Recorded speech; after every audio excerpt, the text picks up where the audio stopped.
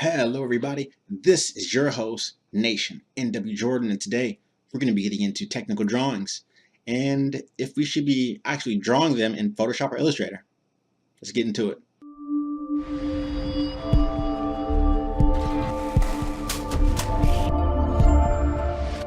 Alright guys, we have a question here from IADR, and the question is about technical drawings on Photoshop, Illustrator. Is it possible to draw technical drawings on Photoshop Illustrator to scale?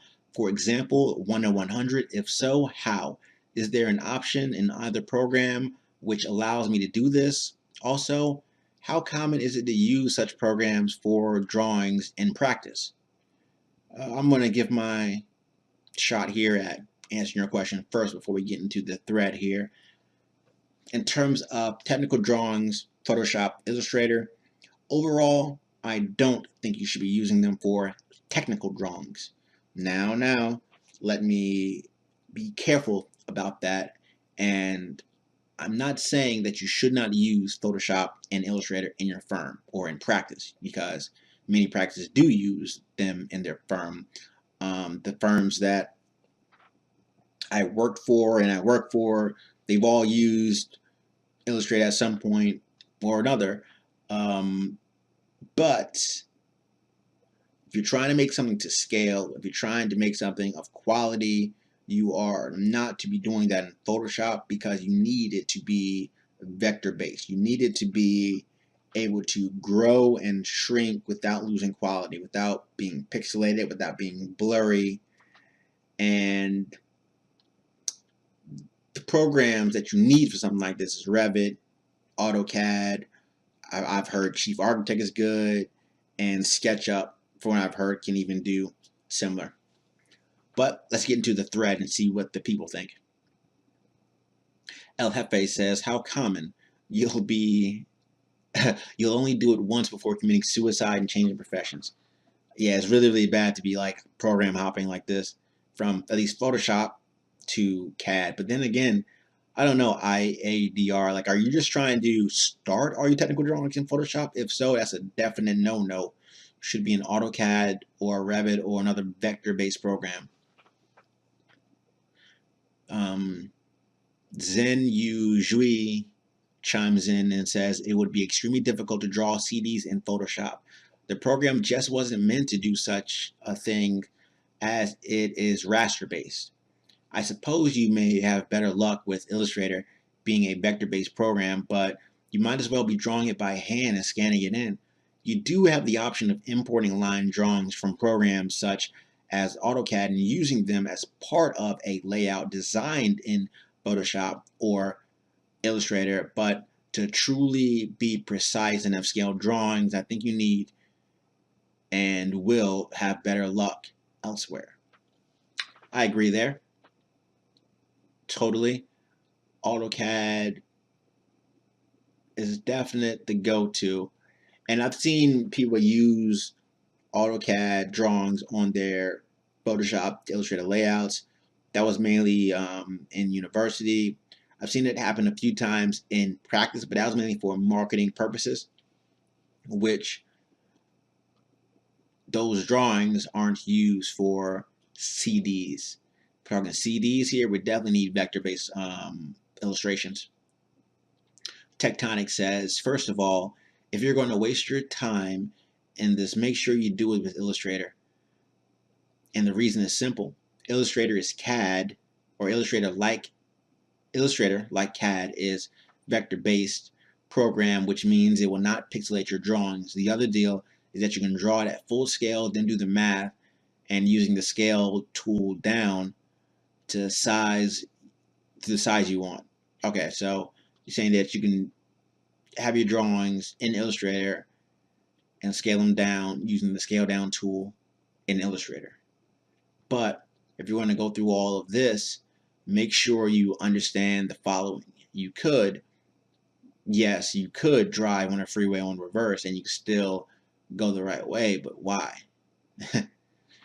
Funny analogy. Citizen 4 in R says you could do that, but it's much more difficult. So much more difficult. IADR replies and says, thanks guys. Zen comments back and saying that I never knew that you can do that with AutoCAD. Oh no, that was a reply to Zen. I never knew that you can do that with AutoCAD. I think importing line work from CAD to Illustrator is probably the best option for this sort of stuff that I want to do. Okay, so CAD to Illustrator. That's not that bad of a workflow, to be honest. A lot of people do CAD to PDF, to Illustrator. But going straight to Illustrator is fine if you understand what you're trying to do. That's the thing. Like, you have to understand the problem to get the right solution. Zen. I think there are other ways, but the easiest would be to print the AutoCAD drawings as JPEG or some other format and import it into Illustrator or InDesign.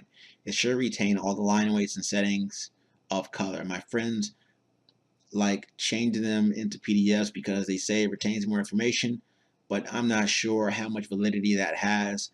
I think there are some other methods, so if anyone out there knows better, please correct me. Anyways, good luck with that.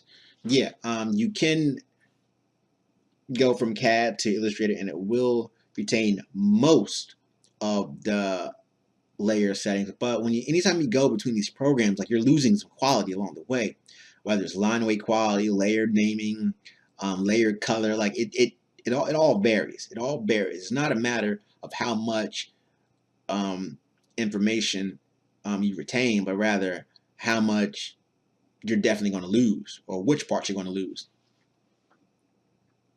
Will Galloway replies and says, I usually print to file as an EPS from AutoCAD. I taught myself to use AutoCAD, so it better be, I taught myself to use AutoCAD, so there might be a better way to do this, but the way I've been doing it is to first make a new printer with the printer wizard and set up to export to file.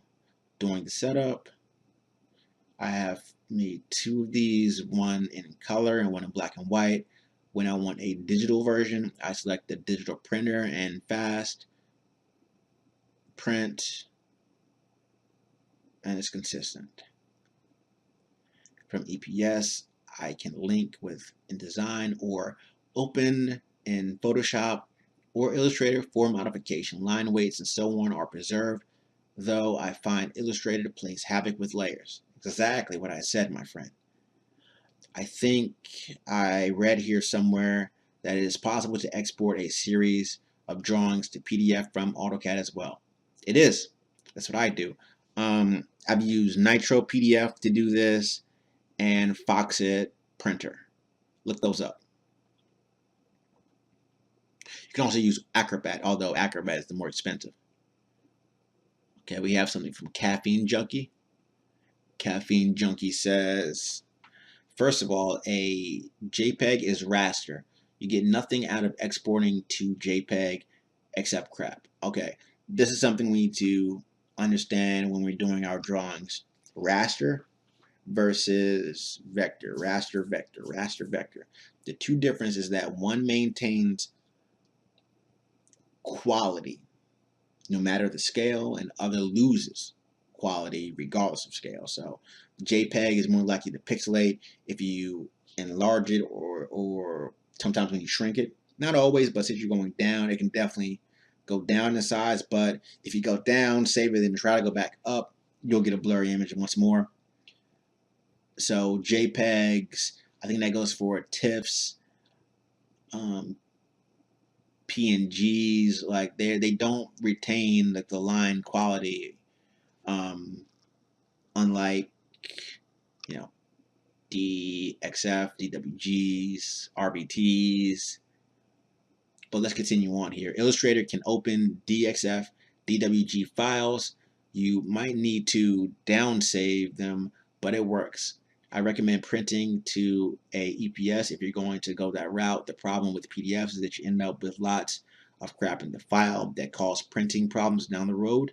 But problems But by problems, I mean that your plotter will try to process all the nested information as you stack PDFs within each other. And since we all know that you should print from a PDF format, probably not based on what is written above, but this is problematic. You can export to an EPS, but if you do, you give up the ability to create a true scale drawing. That's not good. You should always try to create true scale drawings. If it's not to scale, what's the point, my friend? If you want to draft an Illustrator, something that I do not recommend except in very limited cases, there is also a CAD plugin for Illustrator that is nothing else just to have fun. I also recommend learning what different software does and why. You should educate yourself in the difference between vector and raster, which we just did. Vector maintains the quality regardless of size, regardless of it being enlarged or shrunk. And raster, it does not retain quality of image. And then the software that brings the two together for publishing and design, most often software is very powerful if you can harness it, and painful and hard if you don't. Yeah, going in between the various software is horrendous, but if you know your workflow and have it down, you should be all right. So some quick workflow would be going from AutoCAD to Illustrator, Photoshop to PDF, or AutoCAD to PDF, Revit to PDF, Revit to Photoshop or Illustrator. Although I do not recommend that. I recommend you stay in Revit and do all of your work in Revit. It can do that. It can give you your line drawings, your 3D model, your concept work, your final image work. It can even go to the lengths of giving you panoramics, virtual reality, and even augmented reality situations and setups. The user DB says CAD Tools by Hot Door is a CAD plugin for Illustrator. That reminds me of the plugin that was for Revit. Wasn't Revit? No. What's that program? Rhino 3D. Actually, it might be for both Revit and Rhino. Although I think for Revit it was more of a conversion tool. Anyway, the Rhino tool that I'm talking about is similar to CAD tools, but it brings you stuff like doors, windows, walls, already pre-built and assembled in Revit. This way is working similar to AutoCAD, but at that point, like, you just use AutoCAD or Revit. All right, we have the user Shilaing. Illustrator, like CAD, is a vector-based program, which means that it will not, keyword not, pixelate your drawings.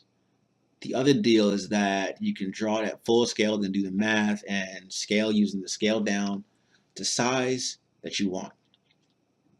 Also, if you have experience in Photoshop, almost none of it will apply in Illustrator. That was my unfortunate downfall when using and trying to learn Illustrator. I knew Photoshop for years and years and years on end prior to even learning what Illustrator was. I thought them being both a famous and appropriate architectural and design program by the same company, that they would, work similarly, and they did not at all. I learned that I couldn't use the brushes. I didn't know where anything was at. Even the things that were called similar did different things. So be careful if you're a Photoshop user going to Illustrator. But if you're trying to take it a step further and go into InDesign, which is more of like a book making, a booklet, or like a PowerPoint making program, that is a good workflow that could help you. So he's recommending the XP Pen Artist 15.6 Pro drawing tablet with screen. Let's check this out. Professional display makes masterpieces. Okay, so this is like a Wacom tablet in a way. It says the innovative red dial surface breaking through the traditional pen display design and built for a smooth workflow and optimum efficiency. It fits comfortably in your hand. It can be programmed to zoom in or out on your canvas, scroll up and down and more, give you the power to be exceptional in the digital creative expression.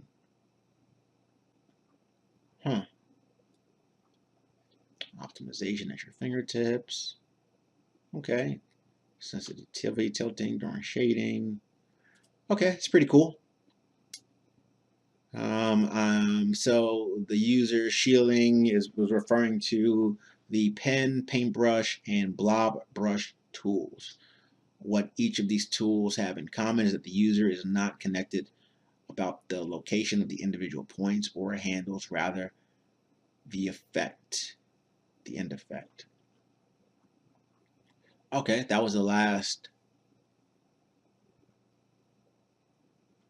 post on the thread. I'm guessing just to give them a tip or recommendation as to what they could use to enhance their drawing experience in Photoshop. I do recommend using Photoshop for things like this, like concept work. Yeah, definitely use it for things like this. You know, drawing your people, drawing your masses, circulation studies, user experience studies. You can use it to try to capture expression and in turn form. There's lots you can do with a tablet in Photoshop. I use Photoshop primarily for photo manipulation, color, restoration, layouts,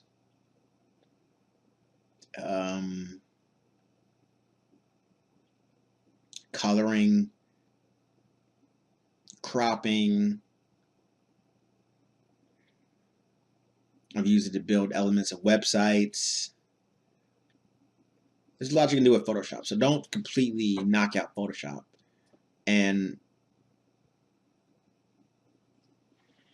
I mean that you can use Photoshop in firm still. So just because you work in a firm or in a practice doesn't mean that they're just going to throw out Photoshop, but they won't tell you to use it for CDs either. So this is like you're walking a fine line here, okay? It is good to use Photoshop, just not for CDs. You should use AutoCAD or Revit, Chief Architect, SketchUp, maybe SketchUp. I go Revit or AutoCAD for CDs. You should go those routes before you should even attempt anything like Photoshop or Illustrator. So hopefully, my friends, you've learned a lot here. I've learned a lot here.